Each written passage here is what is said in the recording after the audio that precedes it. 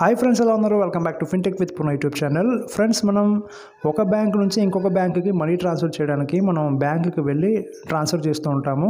అలా కాకుండా ఇంట్లోనే కూర్చొని మన ఫోన్పే యాప్ ద్వారా మనం బ్యాంక్ నుంచి బ్యాంకుకి మనీ ట్రాన్స్ఫర్ అనేది చేయొచ్చు అనమాట. అది ఎలా చేయాలని చెప్పేసి ఆ ప్రొసీజర్ ఈ వీడియోలో చూద్దాము. సో వీడియోని స్కిప్ చేయకుండా లాస్ట్ వరకు చూస్తుండండి, లేకపోతే ఏమీ అర్థం కాదు. ఛానల్ని కొత్తగా చూసినట్లయితే ప్లీజ్ ఛానల్ని సబ్స్క్రైబ్ చేయండి, పక్కన బెల్ ఐకాన్ క్లిక్ చేసి ఆల్లో పెట్టండి, మరిన్ని వీడియోస్ చేయడానికి సహకరించండి. ఫ్రెండ్స్, ఫైనల్ ఏంటంటే మనం ఫోన్పే యాప్లోకి వచ్చేసినట్లయితే మీకు ఈ విధమైన ఆప్షన్స్ అయితే కనిపిస్తాయి. First of all me PhonePe యాప్ని అప్డేట్ చేయండి. అప్డేట్ చేసినట్లయితే you will get new options అనమాట. ఓకేనా? ఫోన్పే యాప్ అప్డేట్ చేసిన తర్వాత ఇక్కడ మీరు గమనించినట్లయితే ట్రాన్స్ఫర్ మనీ అనే సెక్షన్లో ఇక్కడ to bank or UPI ID అని చెప్పేసి ఆప్షన్ కనిపిస్తుంది కదా, దీనిపైన మీరు క్లిక్ చేయండి. దీనిపైన మీరు క్లిక్ చేయగానే ఇక్కడ మీరు ఏవైతే బ్యాంక్కి అమౌంట్స్ పంపించున్నారో ఆ బ్యాంక్ డీటెయిల్స్ అనేవి ఇక్కడ కనిపిస్తాయి. మీరు కొత్తగా పంపిస్తున్నట్లయితే ఇక్కడ ప్లస్ అనే ఆప్షన్ కనిపిస్తుంది కదా, దీనిపైన క్లిక్ చేయాలి.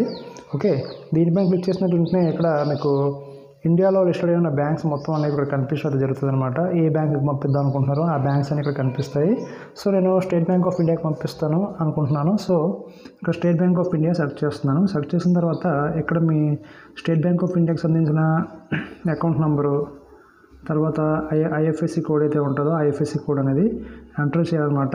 నెక్స్ట్ అనే ఆప్షన్ పైన ఎంటర్ చేసినట్లయితే ఒక నిమిషం, నేను ఫర్ సపోజ్ నాది మీకు ఎంటర్ చేసి చూపిస్తాను.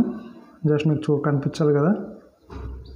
ఓకే, నాది ఎంటర్ చేశాను and IFSC code not required అంటుంది. Automatically selected for this bank account అని చెప్పేసి వచ్చింది. ఓకేనా? నెక్స్ట్ అనే ఆప్షన్ పైన క్లిక్ చేయండి.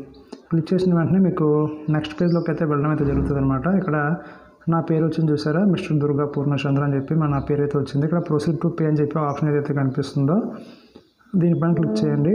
క్లిక్ చేసిన వెంటనే ఇక్కడ మీకు ఎంత అమౌంట్ పంపించాలనుకుంటున్నారో ఇక్కడ అమౌంట్ అనేది మీరు ఎంటర్ చేస్తారు అండ్ పే అనే ఆప్షన్ పైన క్లిక్ చేస్తారు.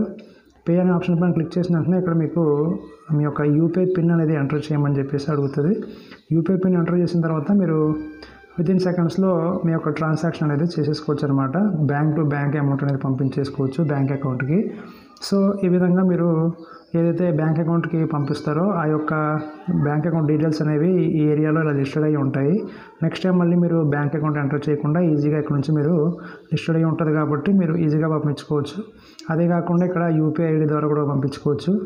యూపీఐ ఐడి అనేది మనకి ఫోన్పేకి ఒకలా ఉంటుంది, పేటీఎంకి ఒకలా ఉంటుంది, గూగుల్ పేకి ఒకలా ఉంటుంది అనమాట. సపోజ్ మీ ఫోన్ నెంబర్ ఉందనుకోండి, మీ ఫోన్ నెంబర్ @YBL అని చెప్పేసి ఫోన్పేకి ఉంటుంది. మీ ఫోన్ నెంబర్ @పేటీఎం అని చెప్పేసి పేటీఎంకి ఉంటుంది. మీ ఫోన్ నెంబర్ @GPay అని చెప్పేసి గూగుల్ పేకి ఉంటుంది అనమాట. సో ఈ విధంగా మీకు లాస్ట్లో ఐడి అనేది ఉంటుంది చూసారా. మనం అది క్రియేట్ చేసుకోవచ్చు, పెట్టుకోవచ్చు. మనం ఏదైనా ఫోన్ నెంబర్ కాకుండా మన పేరుతో కూడా మనం ఐడి అనేది క్రియేట్ చేసుకోవచ్చు అనమాట, యూపీఐ ఐడి అనేది. అది ఎలా చేయాలి ఏంటని చెప్పేసి మీకు కావాలనుకుంటే నాకు కింద కామెంట్ సెక్షన్లో తెలియచేయండి, నేను దాని మీద కూడా వీడియో అయితే చేస్తాను. ఓకేనా ఫ్రెండ్స్? సో బ్యాంక్ అకౌంట్స్ని ఎలా యాడ్ చేయాలి, మనీ అనేది ఎలా పంపించాలని చెప్పేసి మీకు అర్థమైంది అనుకుంటున్నాను. సో ఇది ఫ్రెండ్స్ ఇవాళ వీడియో కనుక మీకు నచ్చినట్లయితే ప్లీజ్ లైక్ చేయండి, షేర్ చేయండి, ఛానల్ సబ్స్క్రైబ్ చేసి అలాగే సపోర్ట్ చేస్తుండండి. ఏమైనా డౌట్ వస్తే నాకు కామెంట్ చేయండి. ఓకేనా? Thank you for watching.